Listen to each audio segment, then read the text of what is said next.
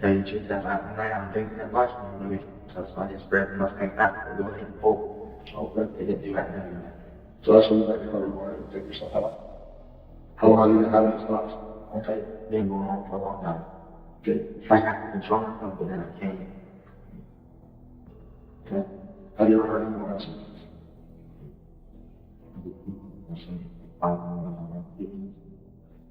So you never told anyone else? Not yet. That's why I don't like to. I don't like to mess because I'm real little, but my temper stuff's so bad, and I'm real little. It was getting crazy. I don't know when to stop. I went to jail for a battery. You probably can't remember it. I went to jail for that battery, but the boy had no brother, and I was 15. I grabbed him up, and they started talking about I want to kill him. Bring me for him. I just kept beating his face. Okay. Okay. As far as your dad, do you know what apartment he lives in? No, it's second apartment. The second building? Yeah, and you go in on the left and it's there. On the bottom floor? The very bottom floor, the very last door. The last door? Yeah, the second building. The parking lot is, the last door when you come to the parking lot, and then goes to the last door, which is where it is. And that's where your signs are at? Yeah, yeah. Ron Smith? Yeah. Can I ask you a question? Yes, sir. Yes, sir. What, Yes, sir. I know, telling you what my Oh, no. Yeah, it's, what's the main voice I can get for this?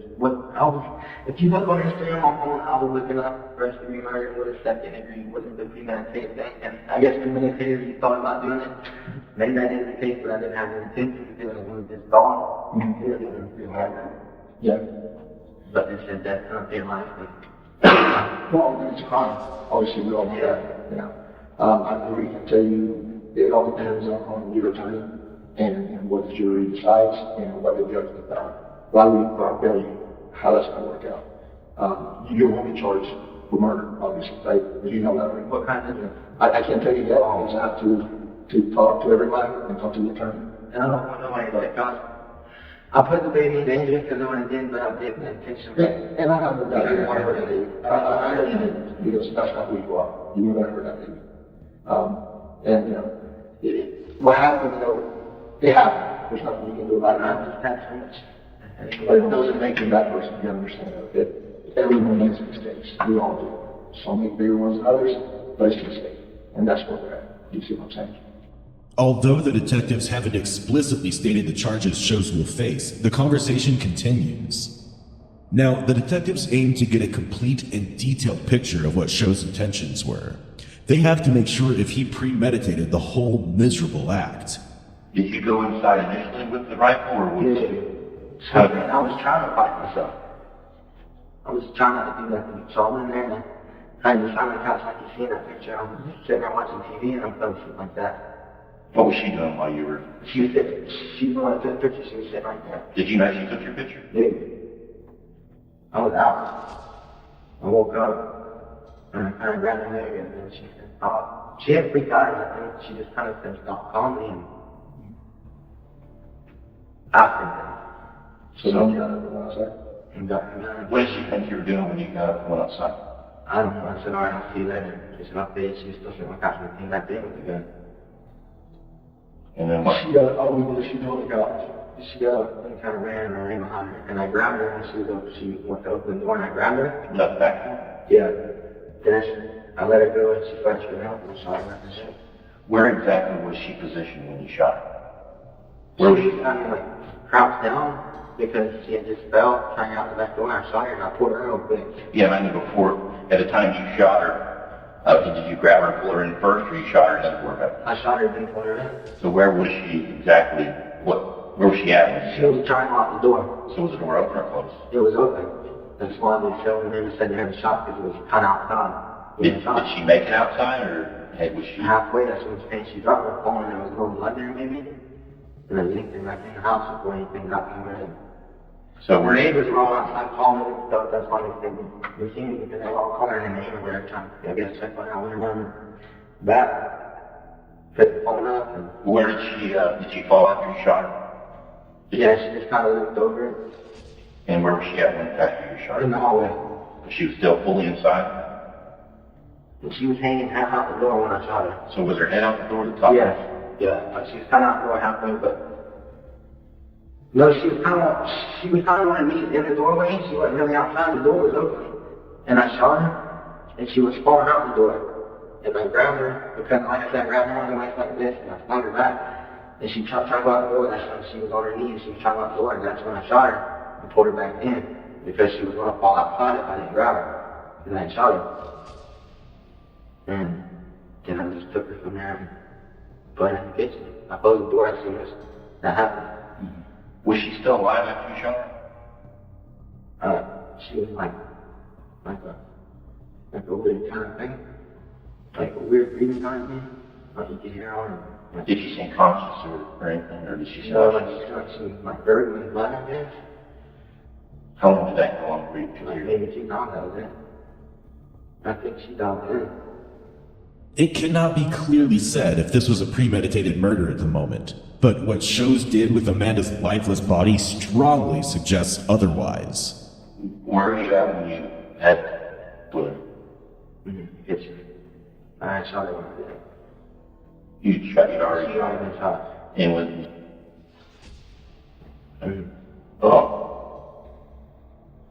was she in a position or location where she was last left? Is that where you have? And did what I did in the second. I left her there. Let me see what. I kind of tripped over walking out, something like that was very hard. So I wasn't looking up and I hurt you and whatever. I was walking out and slipped in the blood and I kind of lost my foot. And I slipped and I grabbed myself, I grabbed the gun, and I looked around to make sure nothing.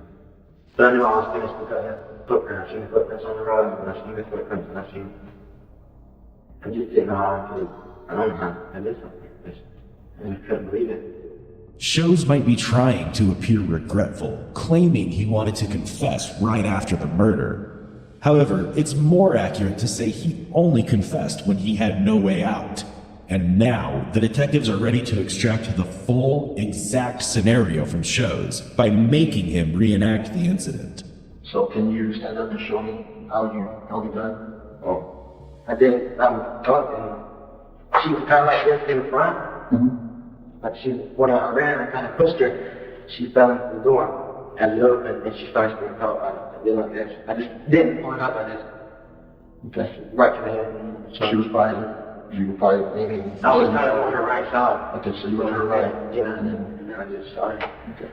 Then I started grabbing her like this, and I put her in and closed the door, and I grabbed her and just grabbed her to the kitchen. You grabbed her by her shirt or what? The back. Okay, in the shirt. Yeah, she was facing the outside, she was facing the wall. So I was behind.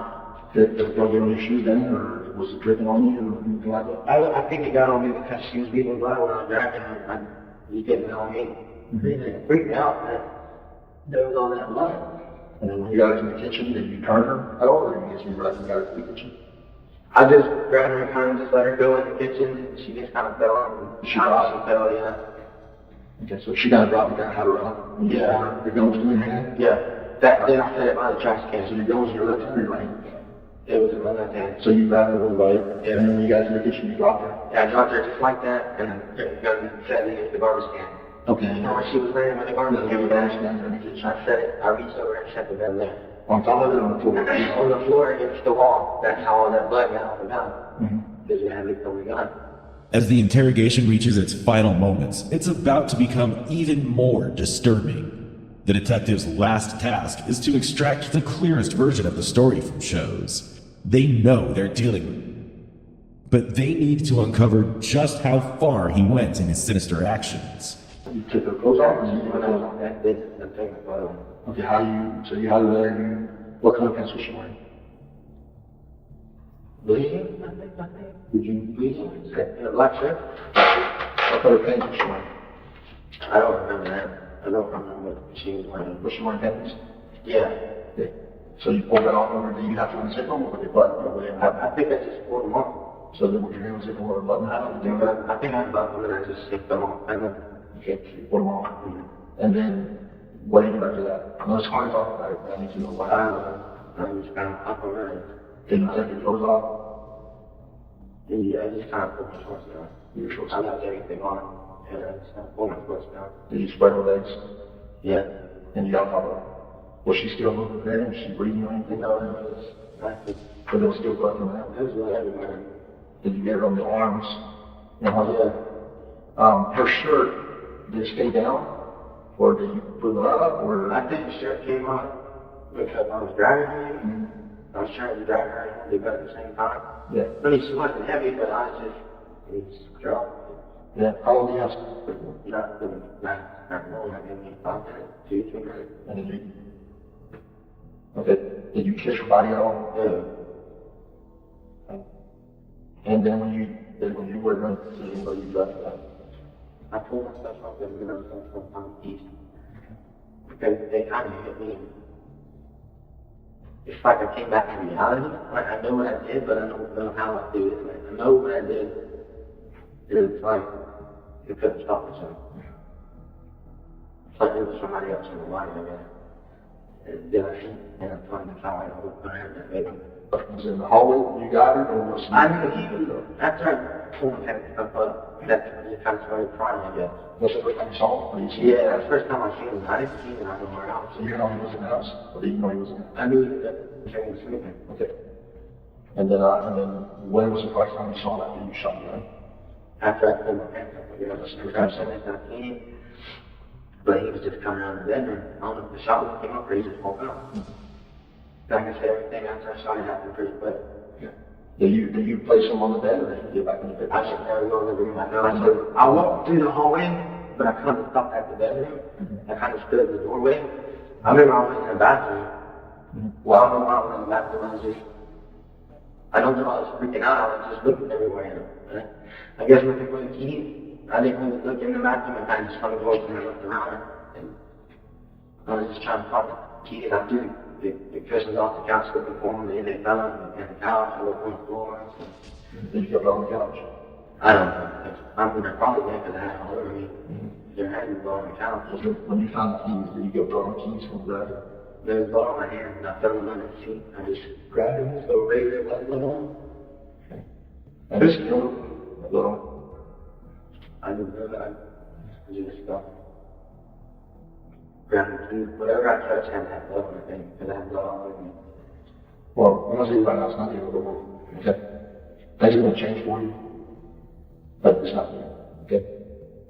I just scared I wanted to put away the life. I don't want to. I don't want to go away the life. I know well, basically that's what I have to do. Christopher Shows didn't just receive a life sentence. He received 2. He was convicted of first-degree premeditated murder, armed burglary of an occupied residence with battery, desecration of a body, attempted battery, grand theft, and tampering with evidence.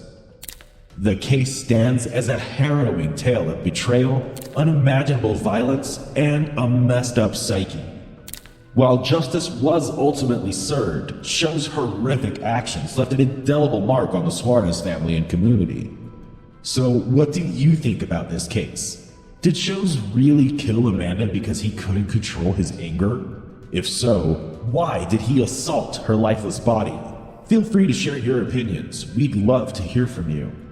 Also, if you have any case in mind that you want us to cover, mention them in the comments section. Please like, share, and subscribe to Real Crime Psychology to unravel more disturbing cases from around the world. Until next time, stay safe